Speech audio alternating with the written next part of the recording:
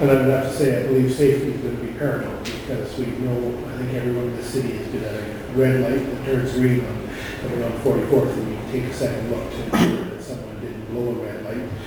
Big trucks that just because they were rolling and didn't feel they had enough stopping distance to proceed through. So hopefully with that 600 feet, knowing that truck drivers will know, they'll start to talk, and I'm sure that they'll know very soon that the lights have changed once it happens. So hopefully it will improve the safety in our city.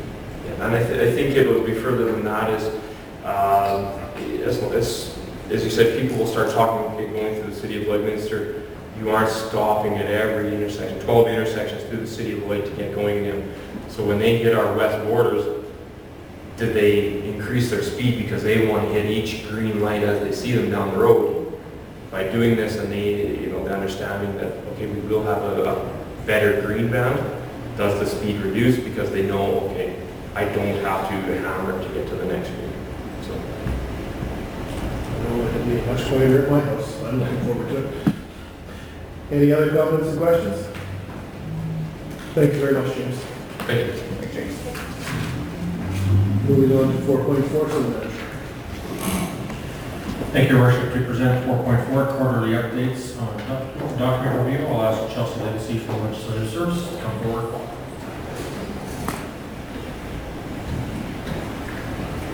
Good afternoon, Your Worship and Council. Good afternoon, Chelsea. I'm here to present the second quarter report on our Lebanese document review. Just to give a brief overview of the IR before we dive into the report. The report outlines all governance documents that were reviewed, created, or amended within the second quarter. I will mention some of the policies and bylaws within this have been ongoing since first quarter, as administration is unable to complete them due to a vacancy in the policy coordinator position. Listed here, administration has reviewed 10 governance documents for second quarter and is working towards finalizing the outstanding 3. In addition to those, administration has brought forward 8 for approval.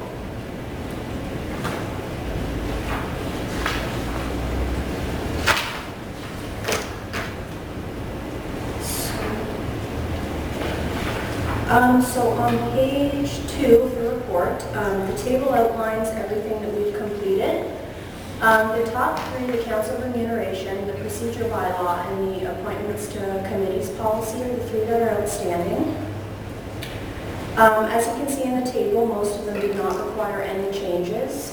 The council remuneration policy, just to give an update for council, we've been back and forth with the committee and are just about ready to move forward on this. Procedure bylaw, we are reviewing and incorporating the feedback that Dan had received when he presented to GPC the first time. And I myself am familiarizing myself with that procedure. The appointments committee as well is almost ready to move forward. We're just ensuring some consistency among some of our other policies. The 2 at the very bottom are adopt a park policy and our weed control policy have not been updated or reviewed yet. As you can appreciate, this is park's busy time of the year, so we're anticipating a fall review. And on the last page of our report, this table just outlines an overview for council to just give everybody an idea of what we have up and coming for review for 2019. Are there any questions? Chelsea, thank you so much for bringing the report forward. Welcome to the team, since I believe this is your first presentation.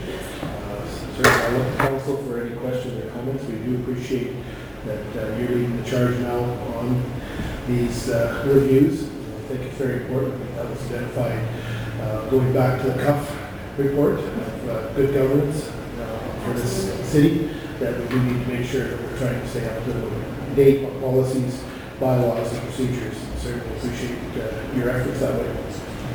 Just echo that. I just think it's so important to stay ahead. It's really easy to continue to add more policies, and all of a sudden you have policies upon policies that you've never used or haven't updated, and you're caught, particularly for a city from our standpoint where we are already guided by these policies and held accountable to them. So the fact that we have a schedule and have people working on it is, I think the comment earlier was a smart city. So Absolutely. Yeah. Thank you very much. Thanks. All right, moving on to 4.5. Thank you, Worship. To present 4.5 Fire Services Quarter 2, 2019 report. I'd like to call Assistant Fire Chief Bill Deasy forward. Good afternoon, Mayor and Council. Good afternoon, Bill. Privileged to represent Fire Chief Newton and the Fire Department team in providing the second quarter Fire Services report. Background is to keep the residents and council informed and updated on the activities of the Lloydminster Fire Services. Quarterly report is broken into 5 categories: operations, fire prevention, training, community relations, and project updates. These 5 key areas provide residents and council with a comprehensive overview of the fire services activities. Some key highlights from quarter 2 are: fire services attended a total of 152 calls for service. Fire services attended a total of 18 structure fires. 242 homes were inspected as part of a residential home inspection program. And the fire services is still working with Dillon Consultant on the completion of the fire master plan. So I'm talking about operations, emergency response. Quarter 2 saw an increase in the amount of structure fires that were above the expected call volume. The causes of these structure fires were varying, and there was no single theme regarding the cause and origin of these fires. The data shows that the overall calls for services have increased 9.3% over the quarter from last year.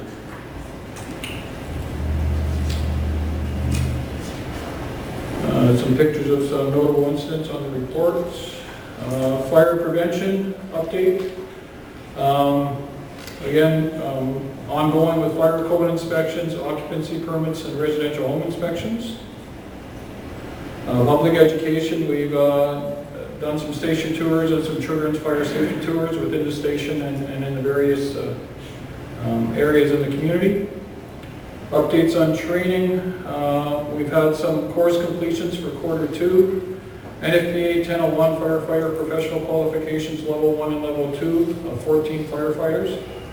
NFPA 472 hazardous materials awareness and operations, 14 firefighters.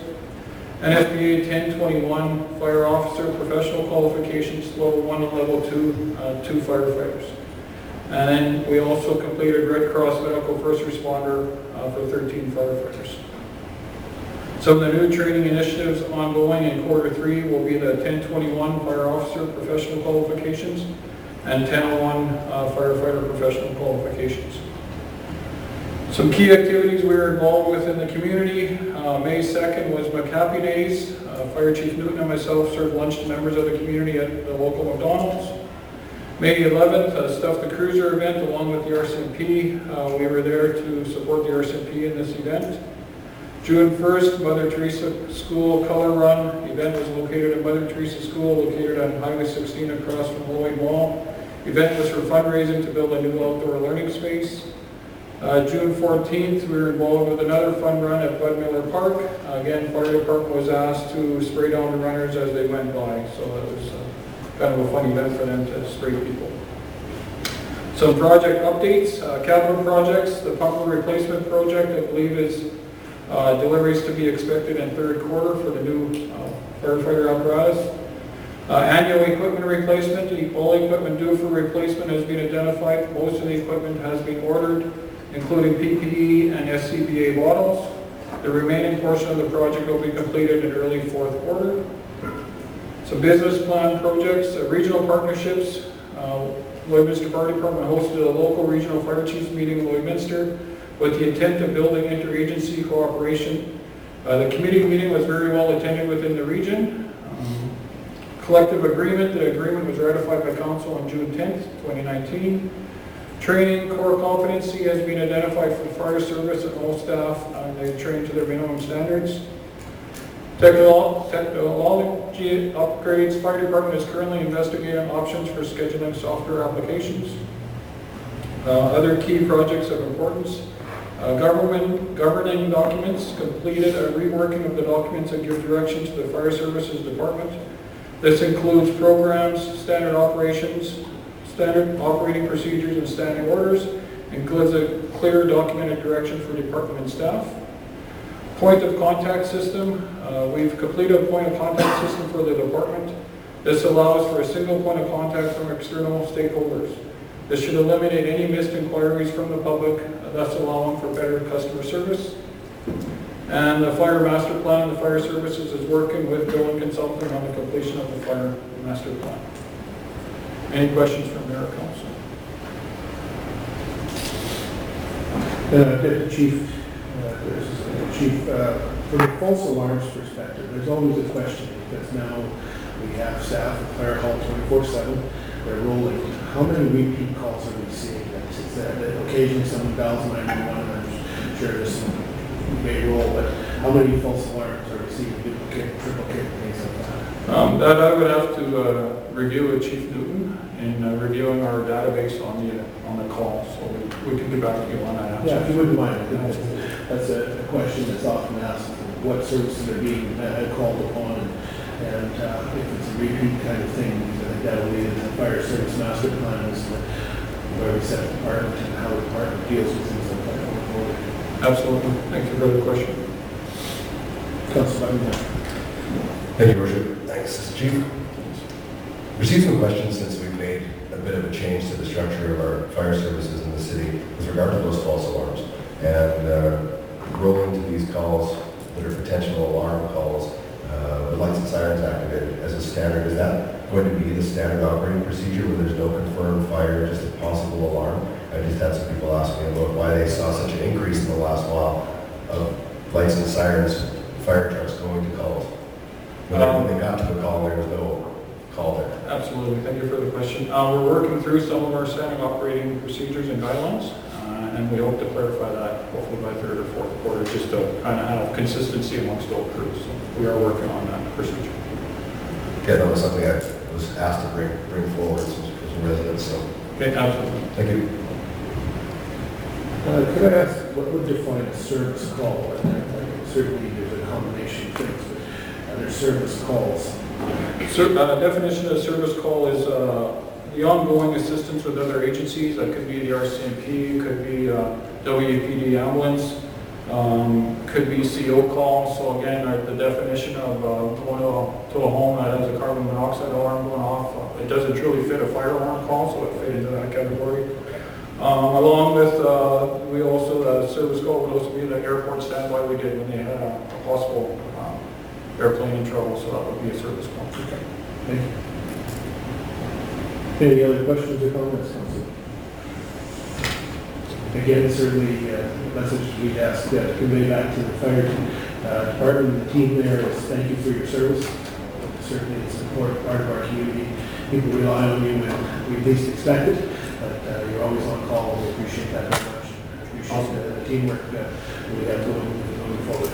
It's our privilege to serve. Thank you. Moving on to agenda item 5, to governance. 5.1. Thank you, Your Worship. To present 5.1 draft non-profit operating grant policy. I'll turn over to CFO. Good afternoon, Mayor and Council. Good afternoon, CFO. Historically, the City of Lloyd received requests for third-party grants, is what they were called in the past. We are now calling them non-profit organizations. Draft non-profit operating grant policies, what we're putting forward, was initially brought forward May 13th. Received some feedback from council, and now we've redrafted it. So we're looking for a fair and transparent process that ensures that we have a balance between fiscal responsibility to taxpayers as well as to support our local nonprofits. So what we've changed in the policy is basically under 4.1, we've identified 2 separate sections. One is for the nonprofit one-time operating grant requests, and then the second would be specific organizations. The specific organizations include VIC-JUBA, the Lloydminster District SPCA, and the Lloydminster Regional Archives. The library will be included in our regular budget process, and we'll go forward to ELT member Don Stang to come forward to presentations to ELT and then ELT to council. So the first section is the nonprofit one-time operating grant. So we're looking at advertising for 2 weeks, asking them to submit an application by August 30th, and then presenting to GPC September 16th is what we're targeting. Council will determine who would be successful recipients of the grants by resolution, and they would be required to submit a final report to the city 60 days after the event or by February 28th, whichever is earlier, or whatever works in their timing. If they have not submitted a final report, they would not be eligible for the next year's grant applications. The second group was for the specific organizations, and they would be required to present to the GPC also on September 16th. They would fill out an application form by August 30th. However, they would be required to submit their final report differently. If they receive more than $75,000, they would be required to submit their audited financial statements as well as a final report. If it's less than $75,000, they're required to fill in the form that we have proposed in the application with 2 signing officers from the organization basically vouching for the expenses. They're required to keep their invoices in the event that we wanted to audit them, and again, they're required to submit a final report to be eligible for the next year. So council had tasked us with asking them to fill out some type of form in order to have some metrics. So we have included what we would propose to put on our website for them, guidelines for the programs, the applications, and the final report. And what we ask of council is any feedback of what specifically you would like us to put on the application to track. Is there any feedback from you on these applications to help us monitor from application to final report of what you would like to see? Thank you, Your Worship.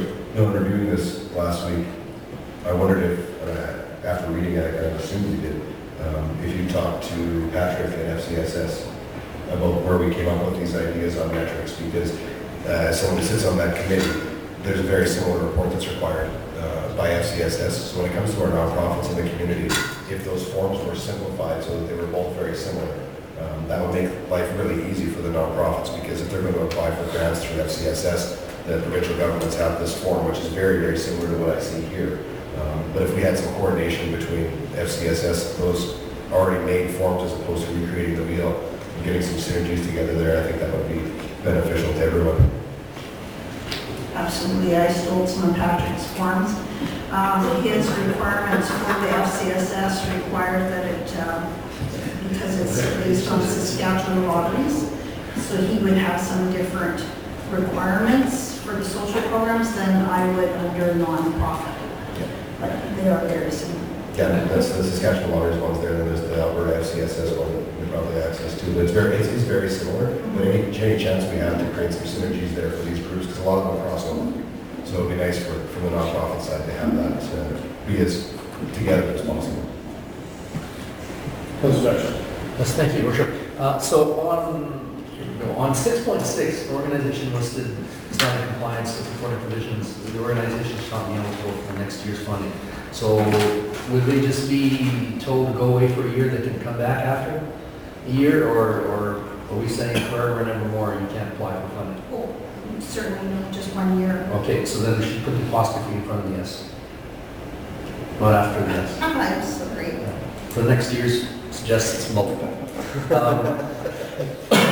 So the other question I have, I guess, is when, as people apply, and applying for grants, so often we'll say there's a percentage that can only be allocated for salaries, a percentage for projects, and zero, amounts for capital. Do we have anything like that in mind around this at all, or I don't know, but it just occurred to me that saying, what sort of parameters we put around it so that, I can apply for a grant, but if it's going to be for salaries for 3 people and nothing else being done around it, in terms of So under the first program, there's ineligible guidelines, and basically we're trying to keep away from construction that is capital Yep. related, property taxes, alcoholic beverages, etc. Under the second program, because it's an operating grant for the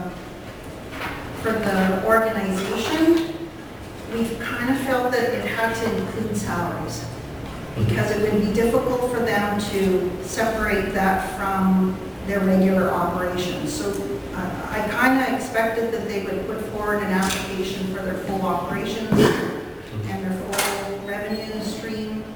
So it would be difficult and get complicated for them to, okay, here's an application, I'm going to exclude my salaries and show a different bottom line than what I would typically do on my annual statements. And then you have to change it when you got their audited financial statements back, right? You have to. So we did put forward that I removed the part about the salaries for the ineligible. Yeah, it's difficult, you know, to create a foolproof kind of piece, and you don't want to make it onerous for people to apply, because we're not talking huge dollars here. Mm-hmm. And so, I mean, that's just trying to find the right balance in terms of what you ask for, and I think it's got to be a work in progress until you bump against the outside and say, whoops, that's not working, and that's really part of the monitoring. Madam Chair. Go ahead. Thank you. As far as the question of what parameters do we want to be measuring and things like that, what do we want to be looking at? It's hard to say as a general rule, because it really depends on the nature of the group that's asking you for something. The standard or the KPI, key performance indicator you're looking for from a startup Lloyd might be very different than you might be looking for from another group. So I wonder if at the time of approval, you would say, okay, we are going to approve these, but these are the things we care about, you need to report back. So these are the conditions that are placed on them at the time of approval, because you could make an extensive list of the different kind of performance requirements or different things you want to see back, but it really depends on the nature of the service that's being provided to the community. So then when we put forward a recommendation to council of the grants that you wish to approve, you want an opportunity to give, say, 2 or 3 KPIs that you want to measure them by in the final report. Well, I think that they should be accompanied by a KPI that's specific to that type of service, because there's not a one-size-fits-all for, depending on the service that's being provided. So that's something I don't know if it falls on administration or the group that is kind of asking for the funds. But at some point, you know, the specific standard needs to be specific to the type of program or service that is being provided. So, for example, if I was to compare two, and one doesn't even ask us for an operating grant, but if it was something like the Lloydminster Learning Council, you would want to know how many class hours and how many participants and things like that would be what matters to that, versus if you were talking about Startup Lloyd, you might be interested in how many full-time jobs created, or how many business licenses are created as a part of their service. So those are the things you might care about. So even putting something within policy, I would say keep it very vague, so that it's not necessarily a requirement, but they may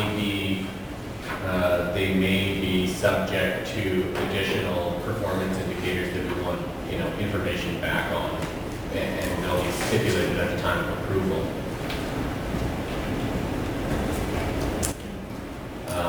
Other than that, there's one other part of this that I'm not exactly sure, you know, the intent versus where we're trying to get to, and the one is completely excluding all capital related things, because to me, I don't see the city of Lloydminster as being one that purely funds operations year after year, and it's just an expectation. I actually like the idea of it being about specific programs, which could include, you know, a capital portion, like, we need this so that we can upgrade Mountain Joy, because that's a service that people in Lloydminster would be able to do. But if we say we're excluding capital completely, then something like that would no longer be an option.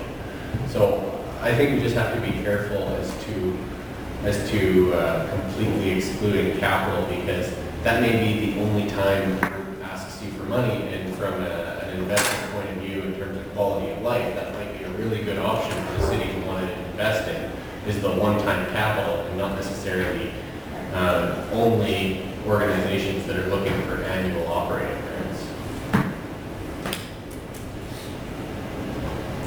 Councilor Rowe.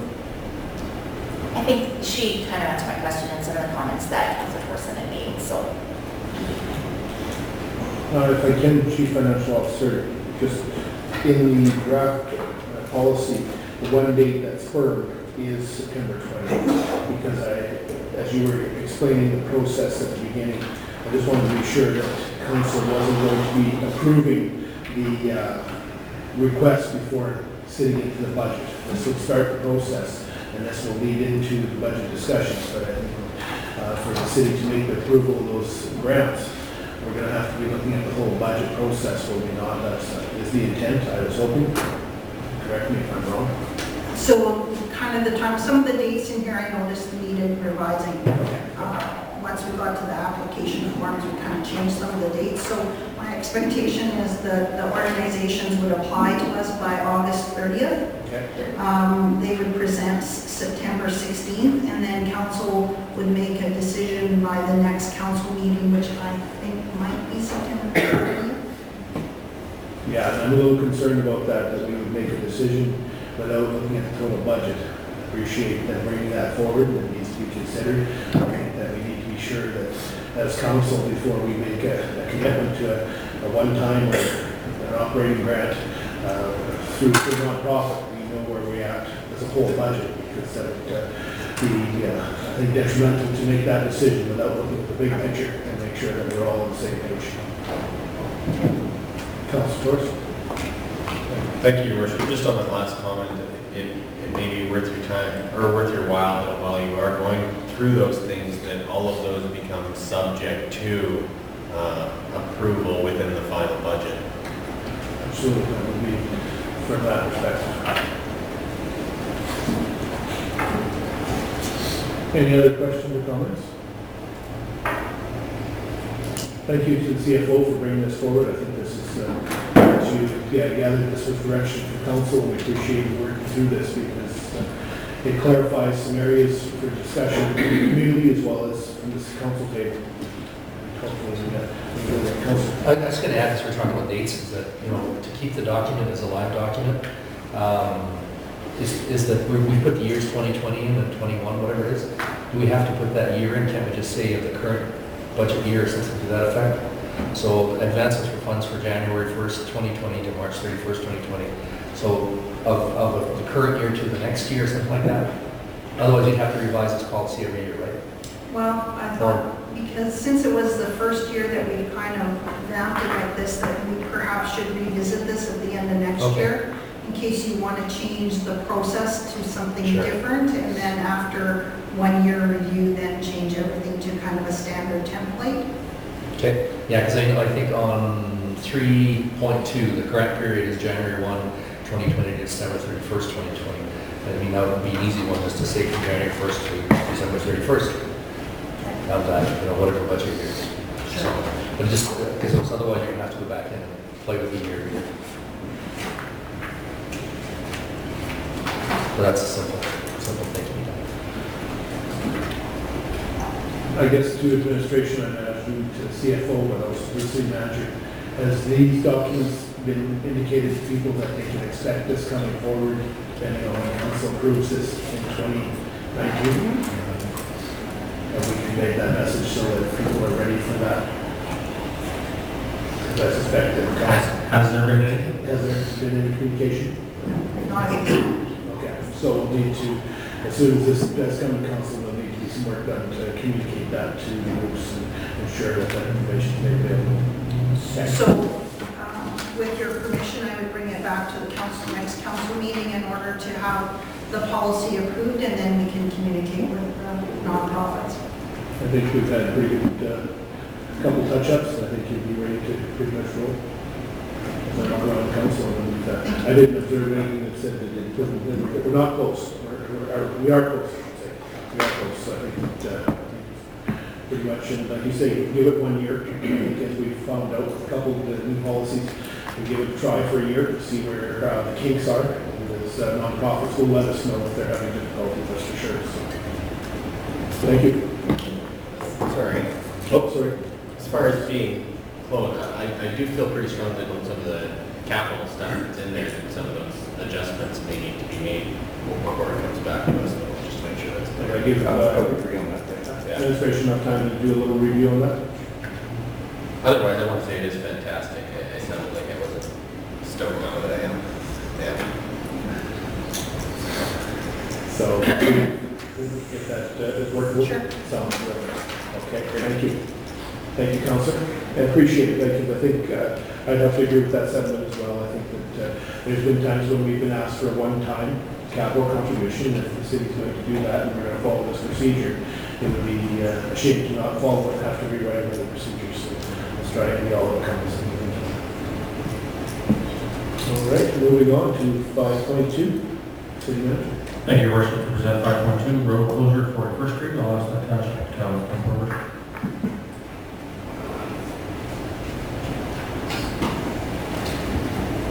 Thank you, Your Worship, Council. We're here to update the committee with information pertaining to an application that was submitted to Planning and Development to close a portion of 41st Street identified on the plan of proposed road closure. Land Division of the City of Lloydminster has applied to close a portion of road described below. The proposed road closure will be subject to a consolidation with adjacent lands to the north. We have done some consultation with engineering, and the road proposed to be closed has been deemed surplus. The consolidation will also be a condition of the purchase and sale agreement between the City of Lloydminster and purchaser. Prior to consolidation, the land subject to the road closure must also have the appropriate land use designations applied. Following direction from GPC, the road will be closed through bylaw, and the MDP in the land use bylaw will be amended accordingly. Industrial in the MDP and I2 medium industrial to align with the lands to the north. In May of this year, referrals for the road closure and amendments were circulated.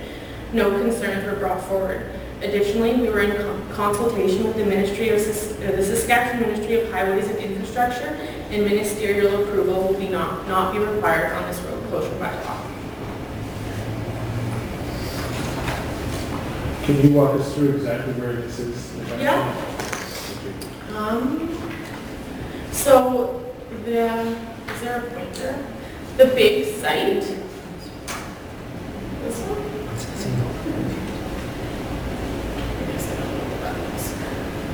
This big site, this is the site we know today as the casino lands. So you have Highway 16 here, and this 49. Is that 40? 40th Ave, yeah. So this is the casino. The casino sits right about here. So this is a small little chunk of lands here. It's very tiny that we're closing.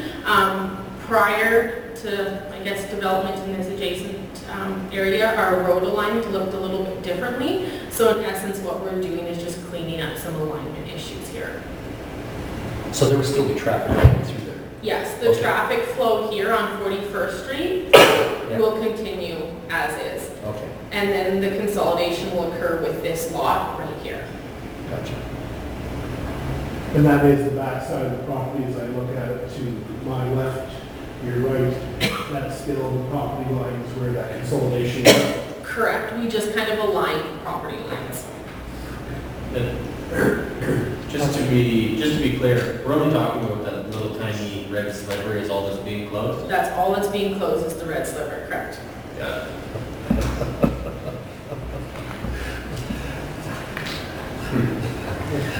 Any other questions or comments? Well, then that will just be added to that land, well, it doesn't really matter for us, but the land title is theirs.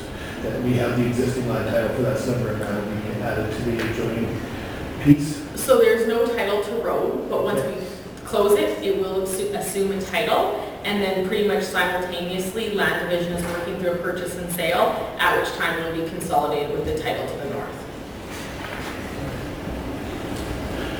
Any other questions or comments? Makes sense. Clean up. Yeah. Okay. Well, no questions. Thank you very much for your passion. Thank you.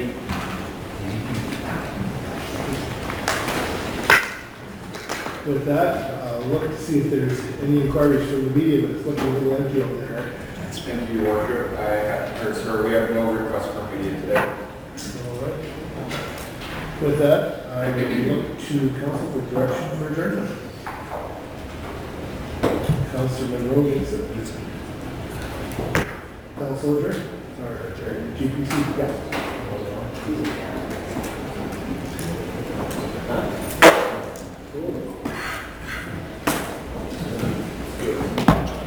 What's up?